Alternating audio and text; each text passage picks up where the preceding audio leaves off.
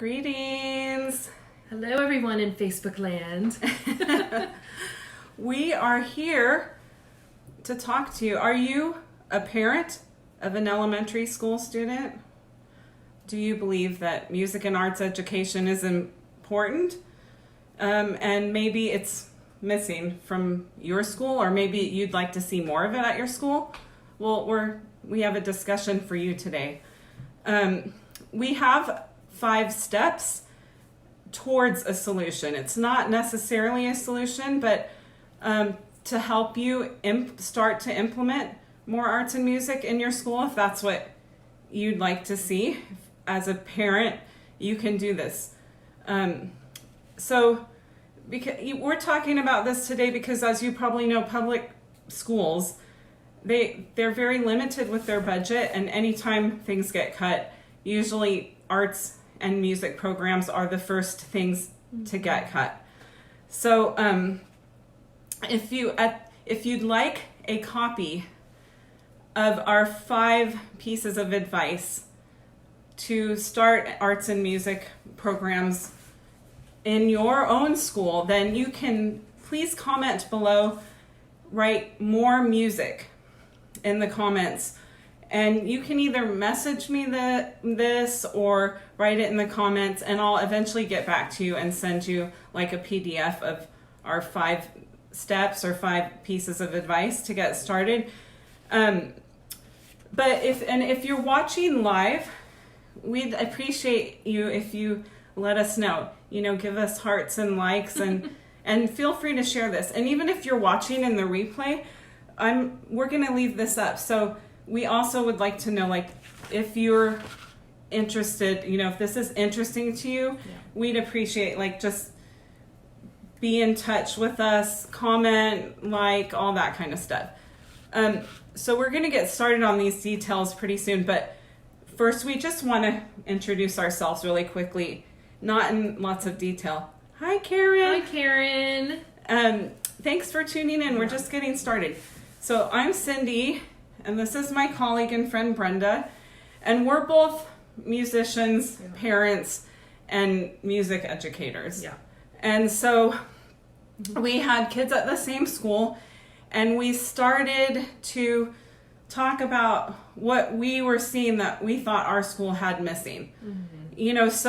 And it's not that there was anything wrong with what there was there, but being musicians, the first thing we noticed was there's a lack of instrumental music. Mm-hmm. And so that sort of brought us into this discussion initially. And so we did some things that initially were just in discussion, and eventually we put this plan together, and now we have some things back in our school day that the kids get during the school day instead of after school. And so this is kind of what our discussion is about, and that's what the 5 pieces of advice I can forward you if you want it are about. It's just what you can do to kind of start this process if you want to see it in your school. Because a lot of times the principal, even though they might want it, they're not necessarily going to have time to do anything about it or implement it, because a lot of things that they lack, including funds. So let's kind of get started here. So we started our discussion, right? Yeah. We're just saying, okay, there's no instrumental music in our school. And, when we were growing up, we both had 3rd, 4th grade instrumental music. Yeah. So. Yeah, I think that's how we actually met, was kind of commiserating in many ways why our children are not experiencing more of this during our school day. And I think Cindy and I connected right away with really big plans. And we kind of dreamt this huge plan, wouldn't it be amazing if there were multiple, electives that these students could take, and, culminating with this amazing concert where the creative writing team writes the script that all our actors come in and learn, and then our musicians would learn how to score the script, and then our woodworking class would provide all the set design, and then that was really kind of where we wanted to go. And let me just reiterate that I don't think I said this, but this is actually in our elementary school, so some of this is maybe a little bit too huge, but Right, you never know. right. Like, you have to kind of start somewhere. That's right. We started bigger, dreaming bigger, but then the reality of it is the implementation. So I think it was important for Cindy and I to really think about, like, what are the things that would kind of not make that happen. Yeah. So we couldn't just go present that idea to our administration. So we started thinking, like, for example, we have a lot of space issues. Yeah, and I think that's the yeah. biggest deal at most schools is there's not an extra classroom for music. And I know even in districts and areas and other parts of the country and whatnot that have more space, there's still issues. Like I've been talking with other music educators, and oftentimes even when they have full-on music programs for every grade multiple times a week, they're still carting things from room to room. Yeah. They don't always get their own space. So oftentimes that's like a big deal. So one of the things we had to work with was, well, if we do anything, how can we do this? Because we can't just get another portable, obviously, necessarily. Right. And so we had to kind of plan what we wanted to do. Yeah, and so we kind of had to plan, like, so if we were going to do this, it has to be in each individual classroom. Mm-hmm. So we have to kind of work around what maybe we would normally be used to doing and change it to bring it directly into their classroom. That's right. So that was one of our challenges initially, and maybe not every school will have that problem. Right. But yeah, and I think another challenge is always funding. We're giving our district, they do provide vocal music for grades 2 through 5 in our elementary school. But it was really important to me and to Cindy to really have that from every student. We wanted that opportunity for the youngest of learners, because as we all know, their brains are the most sponge-like, and they can really thrive, and it really affects them later on the earlier that happens. So I think funding, we had to get creative. We have, in our school, we have a boosters group, which is basically a fundraising group that specifically fundraises for the school. And then we have our parent advocacy groups like PTA, and they were really on board. I met with them and got involved on different budget committees and And PTA, I mean, most schools have PTA, I think, but they have to provide for every age, every grade, right? Yeah. So, of course, they're going to be on board with something that includes everything. Student. So that was kind of one reason we're like, okay, if we can get money with PTA, then we know we do want to do this anyways, but we have to do every student. So we also have TK at our school now. So that's like an additional thing. Okay, so how do we do this with TK, and kindergarten is a very, at our school, short schedule. Yeah. So is this logical? And we had to have a plan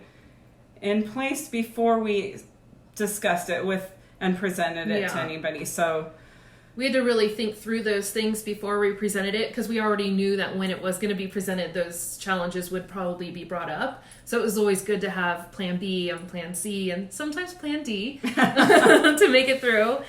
We've written grants too, which we've been lucky enough to receive funding for that. Hi, Linda. Thanks for listening. Hi, Linda. We're kind of right in the middle. We're discussing our logistics of implementing arts and music into our school as parents and musicians. I think the other thing is teachers' time. You know, they have a lot of things to be able to teach our children in a small an amount of time. Their schedule is very set. Yeah. So there was a concern, but I think after everything got implemented the first year, a lot of teachers could see the value in the things that we did start with. And when we started the program, we started small. I mean, we didn't overdo it. And although like our dream is big, like for example, instrumental music for every grade. Everyone, And every week of the school year, that's not what we're not there yet. But we still have the dream, and that's what's important. So we had to plan it. We had to get it. We had a team of parents presenting ideas and coming up with things. And so we had to plan it. We had to figure out how we would sell it to the principal and to the other teachers. And that's kind of where Brenda came in, because she's been around teaching after school programs at our particular school for quite a few years. So they were most familiar. So that was helpful to have somebody that they had known for years kind of come as also a parent and present it to them. I think. And then she presented it for everybody that was kind of in on it. And then we had to figure out funding. Okay, so if these are the things that we're going to end up starting with, how much is this going to cost us? How are we going to teach it? So some of our parents the first year were volunteering and some weren't. And so we kind of like, okay, and then maybe for some of it, it's like, do we need... So once we had people to teach stuff, then we had to figure out, okay, well, what's the cost? Do they have supplies that are involved? So do we want to talk about... you want to start maybe where we started? Yeah, so when we started... So one of the things that we always had in place at our school was dance. There's always been a small element of dance. So like a spring recital. It wasn't all year long. It's the same kind of thing. And then our school has a kiln. Yeah. So we had, so like every grade would do a ceramics project. So we had some things. We had some arts things already. But we still were like, okay, we're still missing music. Somebody that was a theater person was like, we're missing drama. Okay, great. Good ideas. So we started, in addition to the dance and ceramic. And by the way, all of the grades, because we were paying for some of the grades the district paid for like a music appreciation class. Right. But they weren't playing music. Not instruments at the time. And at the time they weren't. And they would sing and different things, but anyways, that's not all year long that they're singing or performing, but they're being introduced to it, but it wasn't kind of like what was our vision as far as that goes. But we always had dance and we had ceramic for part of the time and then this music appreciation class. But we added drama for every grade and some type of instrumental music for every grade. Now we had to kind of change that for the TK and the kinder, so we ended up we do a rhythm class for our younger students at our school, and we actually have buckets that we turn upside down, and we call it like bucket rhythm class. So and they have drumsticks, and we basically are learning in all the note values and note names, and they get to play it back, and they really love it. So we learn minor and major scales, and they have a really fun time. And then our first and second graders learned the recorder. Yes. So, and we also got like a recorder that's kind of close to the song flute, because I was like, okay, they're really young, so they need to be able to put their fingers and cover the holes. So we were able to find something that we thought worked well, and it wasn't song flute, but it's basically the same type of thing. And so we had those. We had some kind of instrumental music or rhythm, and then some type of drama. And I think different grades had different types of drama class taught to them. But all of these things happened within the classroom. We went to each class to teach. Right, So, we did, and just to finish, the 3rd through 5th grade, we actually purchased ukuleles. We got a donation for that money, and so now they learn ukulele, which was amazing because we got to take it to the classrooms, which we spoke about earlier, in a soccer wagon. I would just roll through the hallways and roll in with and now the music appreciation teacher for the 2 upper grades is teaching that like for a whole semester. They're getting ukulele now, so now he's been able to implement it because we were able to purchase those for him. So they get that now for a longer period of time than we were able to give it to them. So that's where it started. And then we had like one other kind of arts type curriculum for different grades. I think we had the 3 that we had the first year were cooking, gardening, and woodworking. And woodworking, like I was like, what are you talking about?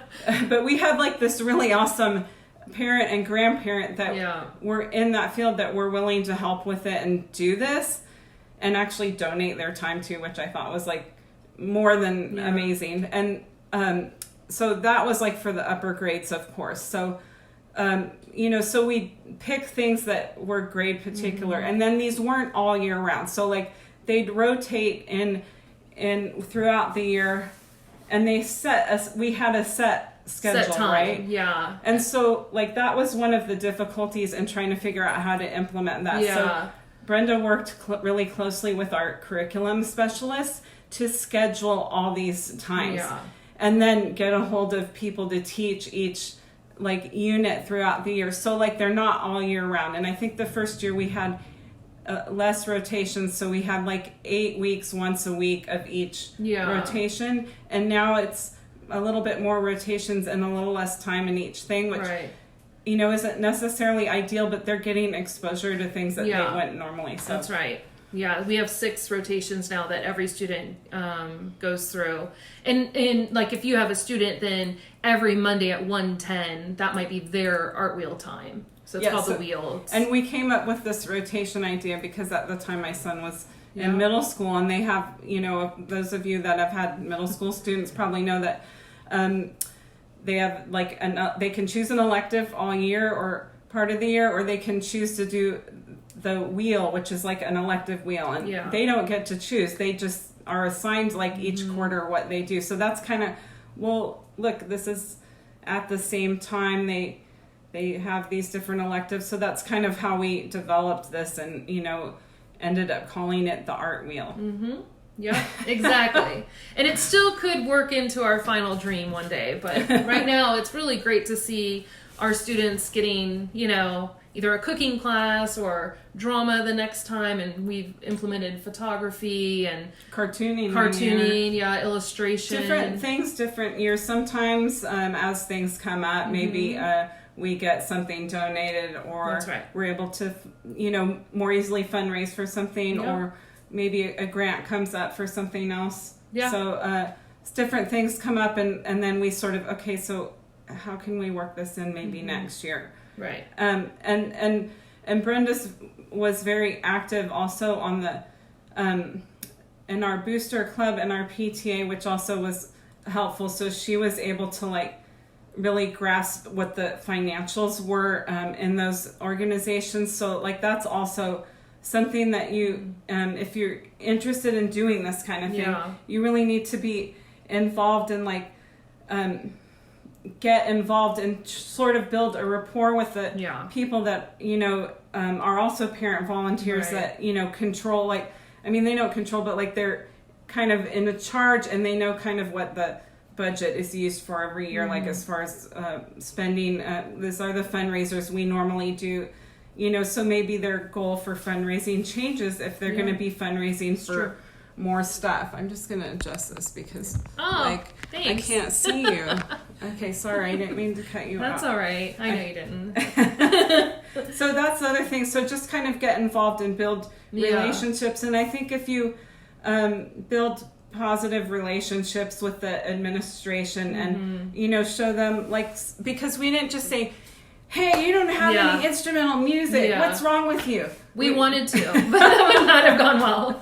But we wouldn't have got any of this. So we were like, wait a minute. Let's step back, and this is what we need to, like, okay, this is what we want, but what can we get now? Yeah. And this kind of happened that you were talking about, we were discussing this, it's happened kind of at a good time because they were doing some things within our elementary school at the time that we sort of presented this that kind of made it a better time to come in. It's true. And we've had parents, from long before we were there that were advocating all these things, and they put together a lot of after school programs that parents could pay for, but we were like, that's awesome, and we want all that too, but like, how can we implement this during the school day? So that was kind of our goal, not to like make it an after school activity, but to really have it in the classroom and part of their curriculum. Because I mean, like, so we're in California. For somebody, even if you're not watching now, maybe you're watching the replay, and obviously a lot of people watching will know us and know that we live in Southern California, but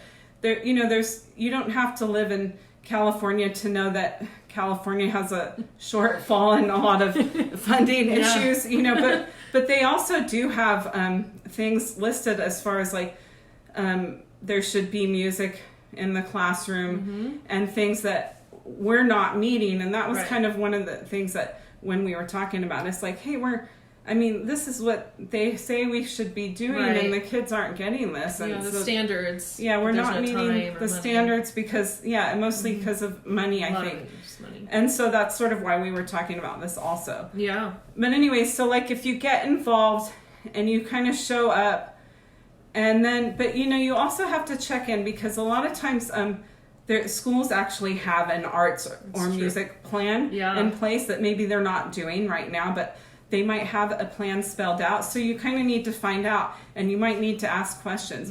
Okay, well, what is our arts plan? Because we didn't even realize, we have one. Yeah. And it wasn't that nobody, talked about it or anything. It was Right. just that we didn't know what had been set up before us. Because, as you know, parent volunteers and you come and go because your kids graduate. And, Yeah. and so you can't know everything. There's no way to know everything. And so we just kind of had to check in and find out. It's true. Also, there's something here called School Site Council, which is kind of a small parent group, and sometimes you have to be elected in, but you're always able to show up. You don't get a vote, but you do get a voice, and I think those are really important because maybe you're listening to this and going, "There's no way we can do this in our school." We've felt that many times, but maybe this is where you start. You can go to your school site council meetings and just say, "What is our goal for our school?" And as far as arts go, and at least it's on the books and it's a conversation that needs to start being had, Yeah, So, you can even show up at your school board meetings if you wanted to, because they always have a place for community comments. And and sometimes, like, if you don't know what else to do, I would just say you could always start there if nothing else. Like, if not just like at the lower level at the school, but you could just say, hey, I'm at whatever school. I noticed that we have this, that, and the other, but what do I need to do to get more of? I'd like to see X, Y, Z, and then they might say, oh, you need to talk to our person in charge of the arts program, and then they'll like refer you or something if you don't already know who it is, because our district has a person that is in charge of stuff. So most districts probably do, and you probably wouldn't even know that because it's not something that's always advertised, I feel. Like maybe around here it is, because we have a local nonprofit that gives a lot of money to our school, and they're like not our school, but like our schools in our district. Yeah. So, and that's their main goal. Yeah. So you may have one too and just not realize it because you haven't been at this point where you're involved in much. You have to show up to those because, they really do prevent, they give us this opportunity and provide a platform to have these exchanges. I would show up and get to meet other really amazing people and be inspired and get to bounce ideas off. And so, those groups are out there. We're lucky here to have one. Yeah. And we did everything from fundraise to write grants. Yep. And that's like every year. And in addition to that, like sometimes you can also get companies like for example, the woodworking, wasn't the wood donated by, we were able to get a local donation. Community business. Yeah. So you have to ask, because if you don't ask, you'll never know. You'll never know. Like, like a music store isn't necessarily going to donate, 60 recorders or something.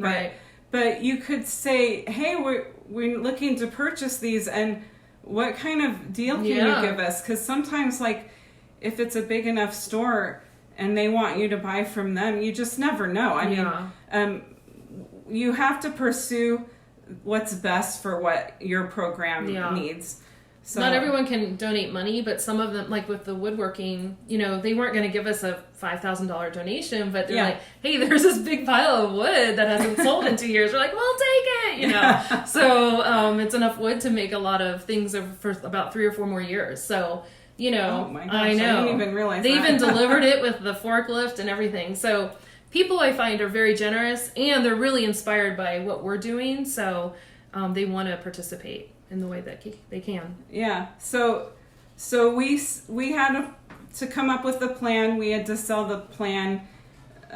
Brenda was our spokesperson. She kind of took over and helped it get into place, and presented it. I think you started with the principal, and then she was on board, so we were able to have her go to present it to the teachers. And I think most were on board, although like they're very protective of their time, because obviously it's like, oh my gosh, we have all this stuff to teach, and their schedules are very set, and it's like, well, how would we do that? But then like once it was kind of discussed, and then working with the curriculum person at our particular school, and once they sort of figured out this is how it would work, and they could sort of see, oh, it's not a huge chunk of time out of my day, and it's only once a week, and it's, you know, each thing is for this many weeks, and they can't necessarily leave the classroom, because a lot of people that are teaching artists, artists, and they're maybe getting paid, maybe volunteers, it really doesn't matter, but a lot of people that we're getting, they're not credentialed. I mean, there could be somebody, but most of the time with this kind of thing, when you're setting it up, it's not going to be a credentialed person to come work like in 8 classes twice a week or something for like a very limited time, you know. So it's true. So they just had to know this is how it's going to work, and I don't think either of us had any problems with that, and so it just ended up working out. And a lot of times we had teachers that they were very involved in, and they really liked some of the programs, so they learned a lot.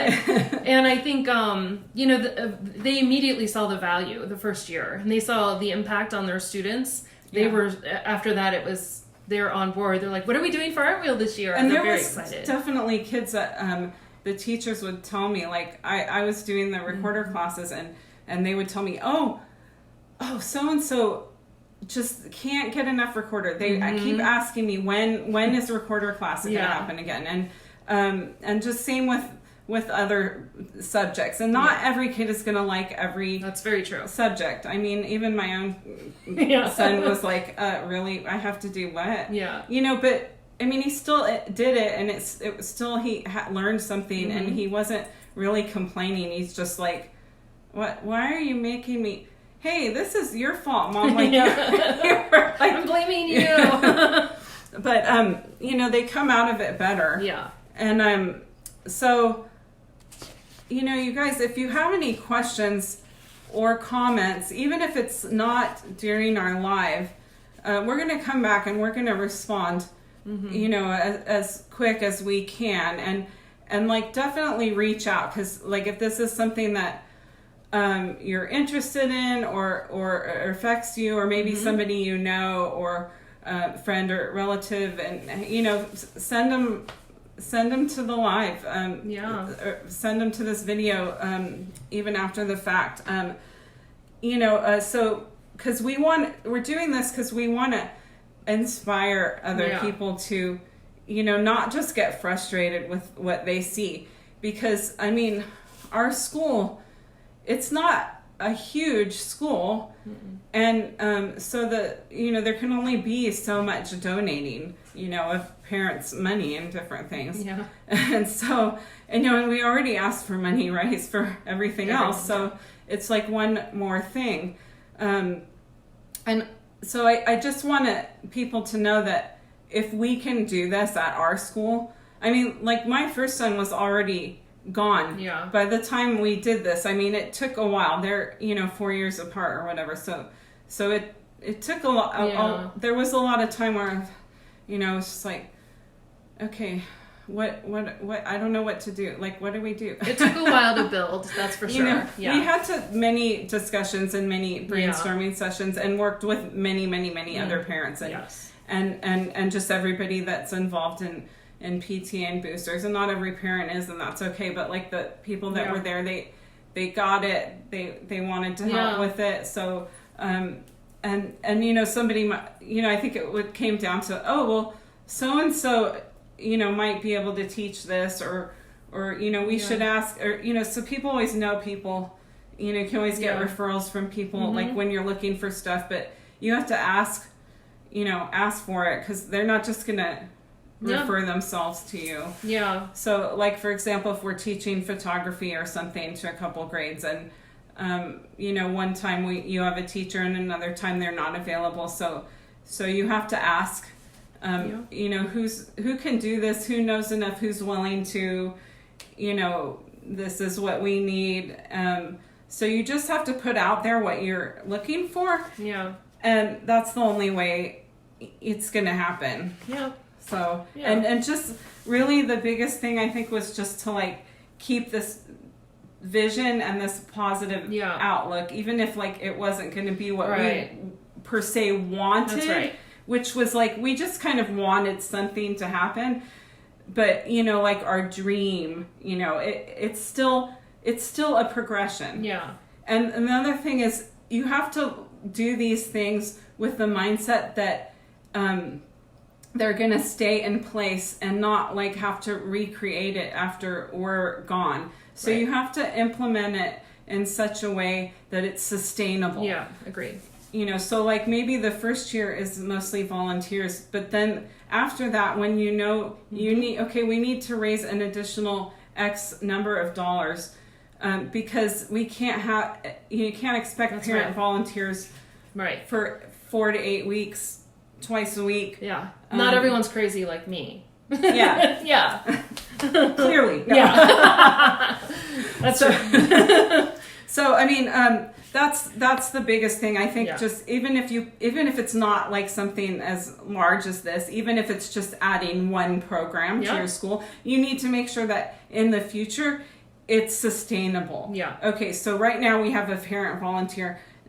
Put it in the books already. Like put it down with the PTA and the boosters or whatever you have at your school and just be like, okay, this is what we need so it doesn't go away when I'm gone. Right.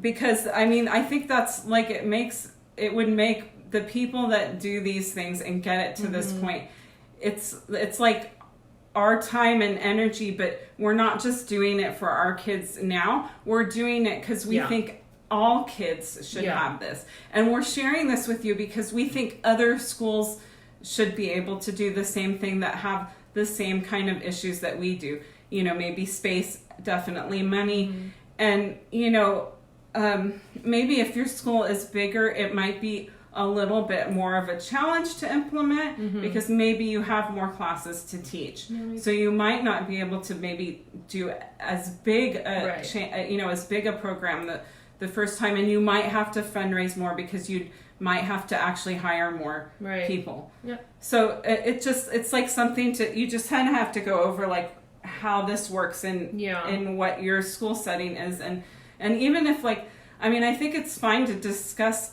this type of thing with the principal even when you're not like kind of set up yet, just to kind of say, hey, we're having a discussion, we really want to do this, we know that you can't do XYZ, but maybe we can do something, and this is what we're thinking, because you just never know, like if they know that there's a group of parents that really want something and they're not just complaining, they're looking at like how to present this and how to develop this into a program that is sustainable. Like they're going to listen to you, especially if they don't have to do it themselves. It helps. Because they have too much to do. They have a lot on their plates, so yeah. Okay, was there anything else? I think that was it. Okay. Yeah. So you guys, don't forget, please comment below if you'd like a PDF of our 5 pieces of advice to start something like this.